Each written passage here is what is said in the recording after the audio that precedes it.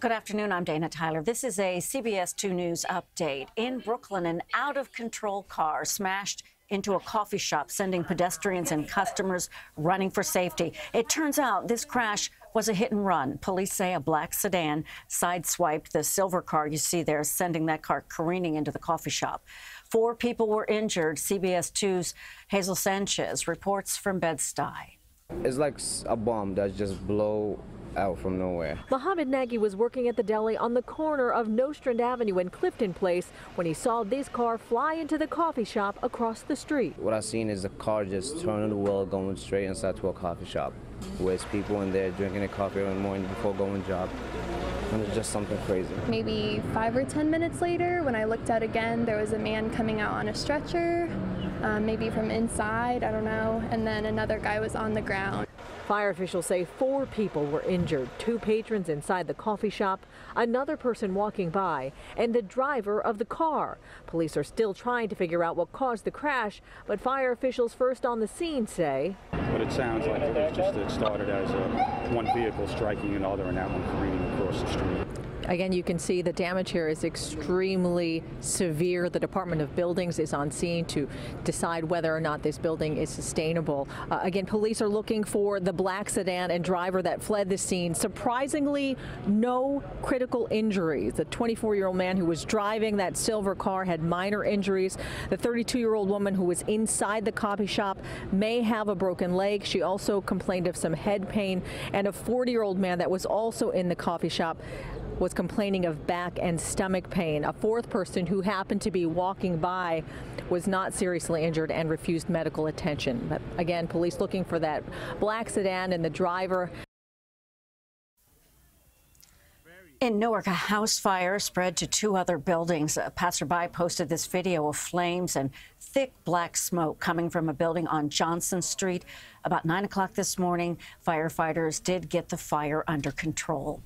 A couple from West Orange planned a big night in the city for their anniversary, but it turned into a nightmare. They say they were attacked while they were walking near Times Square, sending the husband to the hospital. CBS 2's Scott Rappaport has more. His bruised eyes and swollen jaw only begin to tell the story of the savage beating 35-year-old Jeremy Goldberg took in New York City Tuesday night while celebrating his 10th wedding anniversary with his wife.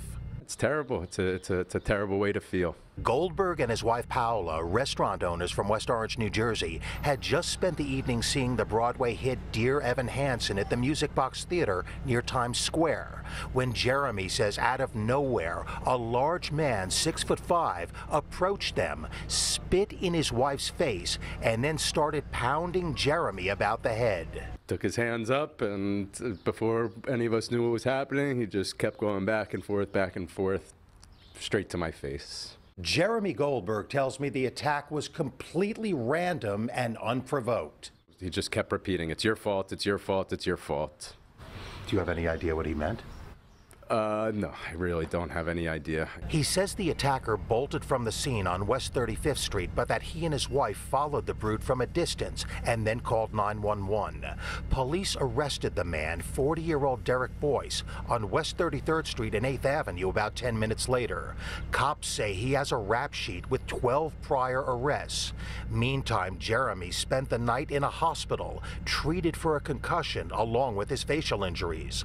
Following a night in New York City he never could have imagined. There's nothing you can do about it. There's no way that we could have better protected ourselves. There wasn't being more cognizant of your surroundings. There was really nothing that we could do. On his 10th wedding anniversary, Scott Rappaport, CBS 2 News.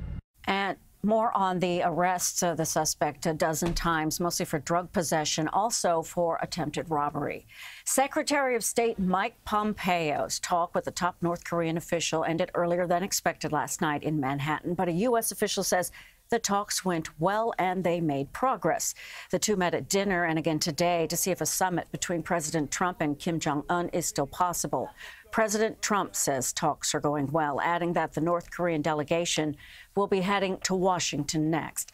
The 2 U.S. delegations in North Korea and Singapore are also trying to work out the logistics of a summit.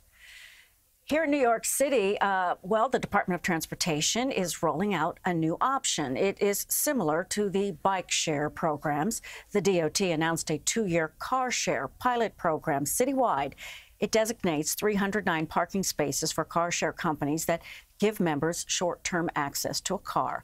That number includes 285 spots reserved for Zipcar and Enterprise car share vehicles on streets in certain neighborhoods and in municipal parking lots. Access to the cars from those spots begins this Monday, June 4th. The city hopes short-term car shares will help reduce traffic congestion. Could Long Island get yet another arena? CBS 2's Carolyn Gussoff has this one. We're here in Ronkonkoma, Long Island, where there's a big development going on called the Ronkonkoma Hub that is going to bring a whole new community north of the Long Island Railroad tracks, the Long Island Railroad Station. But folks on the south side of the tracks in the town of Islip want in on the action. They're proposing their own large development. It's kind of a twist on not in my backyard. They say, bring on the development. Community driven. It's not developer driven.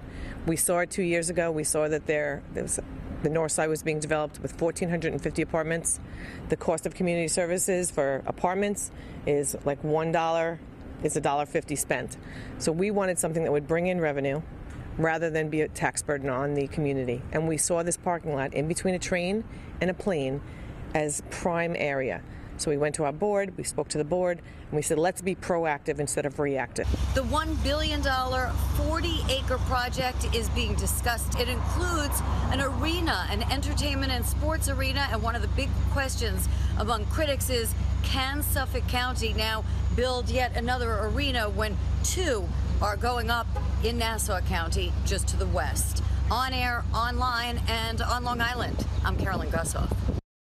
Thank you, Carolyn. All right, did you get this view last night? This is a Manhattanhenge, the Manhattanhenge, as in Stonehenge. That's the tie there. A real phenomenon in New York. A lot of people out with their cameras in the sky.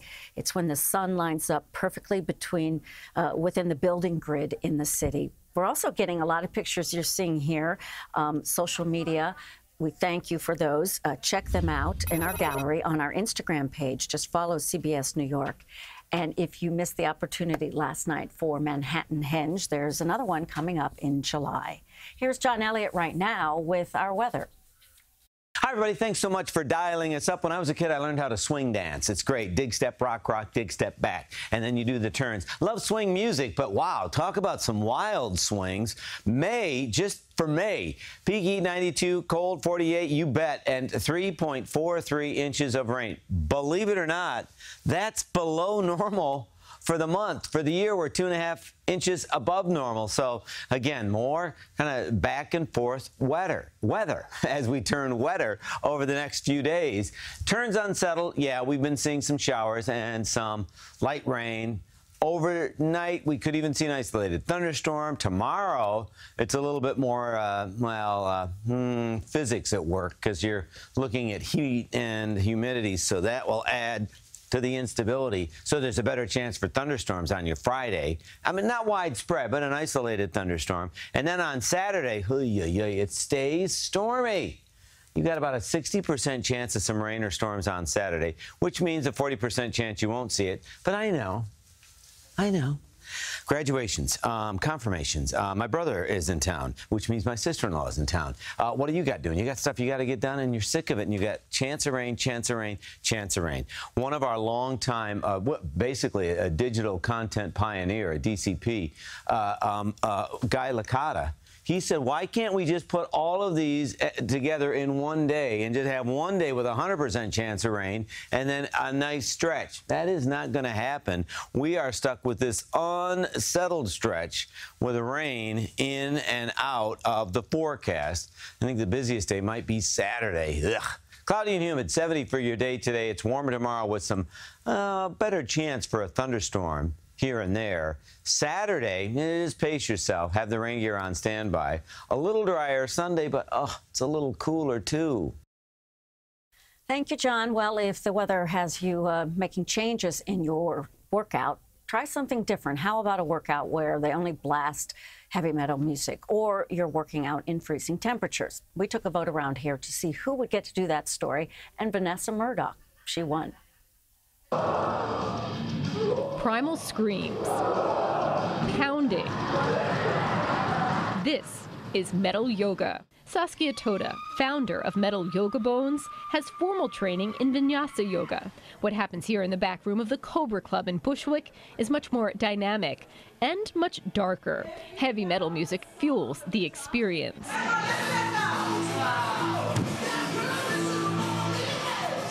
By moving within also the music and like headbanging and punching to like the strong beats of like a death metal song or something, it's like it allows them just to like release a lot of that negativity, a lot of anger, a lot of rage.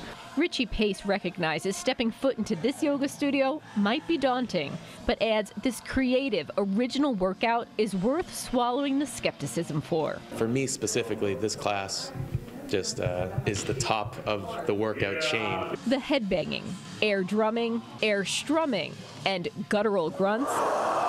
From the hellfire of metal yoga in Bushwick to burn in Flatiron. That's burn with a brr. This room is chilled to 45 degrees.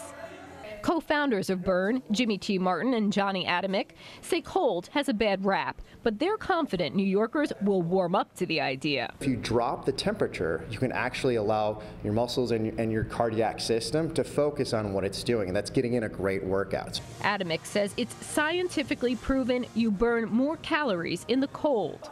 You may burn more fat. You definitely sweat. I'm usually wearing layers when I show up, and I shed them within 5 minutes. My core temperature I had to work a lot harder to stay warm. Coat and winter hat on, I stepped into the cold to give speed skating a try. Within moments, I could feel sweat beads beginning to form. 2 unique workout options, perhaps a perfect fit for you. Vanessa Murdoch, CBS 2 News. Burn claims to be the world's first cool temperature fitness concept and offers 3 different workouts in varying degrees of cool. That's your CBS 2 update for this afternoon. Make sure you keep us in your life all the time, online, on social media, and, of course, on television. I'm Dana Tyler. See you later today, CBS 2 News at 6 o'clock.